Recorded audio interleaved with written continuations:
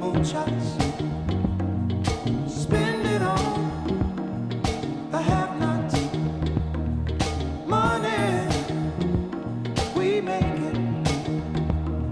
Before we see it, you take it. Oh, make me wanna holler the way they do my life. Yeah. Make me wanna holler the way they do my life. This ain't living, this ain't living. No, no, baby, this ain't living. No, no, no, no. Inflation. What you see before you are the remnants of one of the most affluent African American communities of the early 20th century. This is Greenwood Avenue, a street that runs north for over a mile from the Frisco rail yards in Tulsa, Oklahoma. It was through this commercial avenue that African American businessmen, lawyers, doctors, and shopkeepers created a place completely separate from the resentful white community. The story surrounding the rise and fall of the Greenwood District is a tale of racial prejudice and the misguided rationale of urban renewal. We begin our story around the time of World War I. After the founding of the Greenwood District by O.W. Gurley in 1906, many African Americans began moving to Oklahoma, a place representing change and a safe haven from the prevailing racism of the South. During the oil boom of the 1910s, the Greenwood District thrived. As wealthy African American businessmen, lawyers, and doctors established their offices, Greenwood Avenue began to emerge as a unique and self-sustaining financial and cultural locality.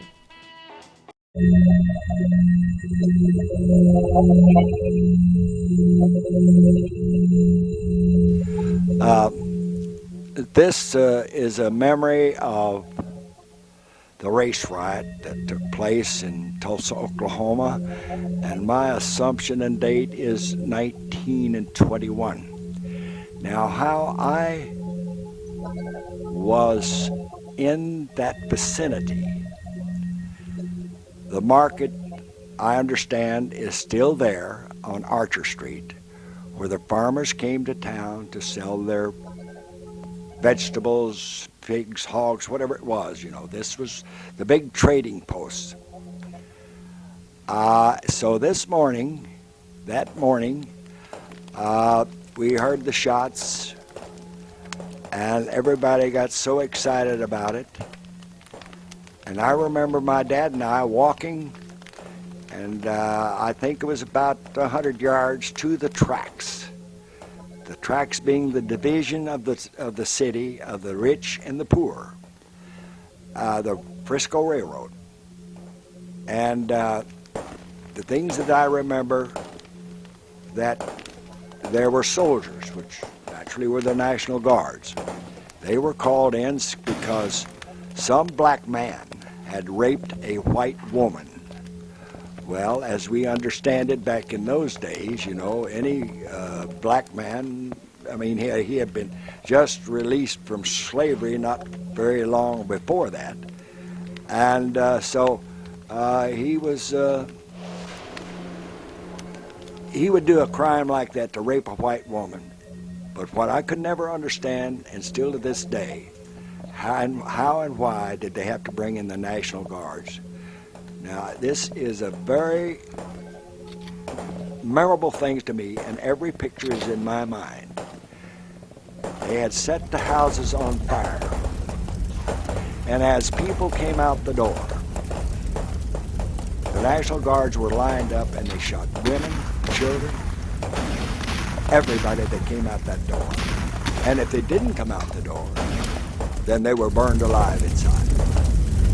And those are the memories of that horrible day in my young life.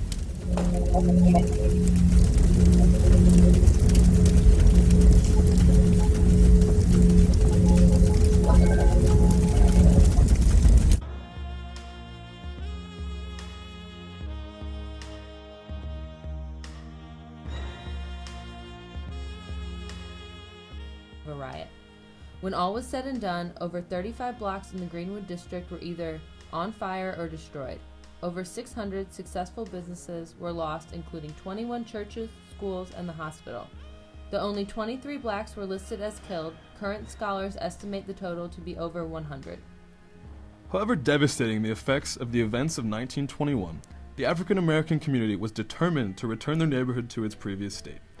After the riot, the remaining members of the Greenwood neighborhood began slowly rebuilding their community as funds and time allowed. When World War II began, it provided the necessary jobs and financial backing to rebuild Black Wall Street. Taking advantage of new economic development brought on by the war, Greenwood residents were again able to turn their neighborhood into a thriving district. By 1942, the community had 242 black-owned and operated businesses.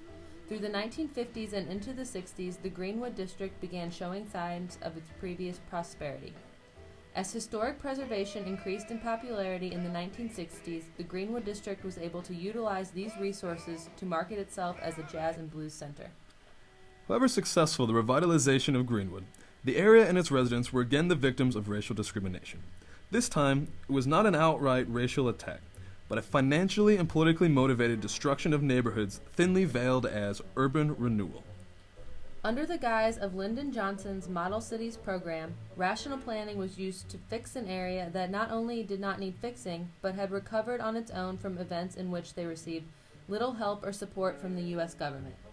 In the case of the Greenwood neighborhood, rational planning used planning-based research and techniques in order to develop goals for the implementation of a highway project. While in some cases this might seem to be a valid approach to solving complex land use issues, problems arise when adapting this method to different areas and due to the fact that it doesn't take into account community opinions and unique cultural issues. Some viewed the resilient and successful Greenwood community as a perfect place for new public works projects and believed that support should be given as a way to make up for the destruction caused by the riots. Others were overtly racist and viewed the area as a threat.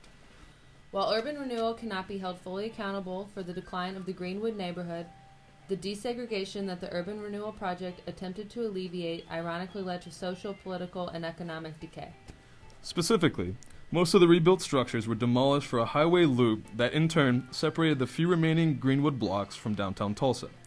Rational planning attempted to explain these changes using terms including prosperity and modernity, but they failed to explain the intricacies of established neighborhood life. The resulting economic and population decline was devastating and nearly emptied the entire community. Following this renewal, Greenwood saw little activity in the 1970s and 80s. In the 1990s, revitalization and preservation efforts began on the few remaining blocks.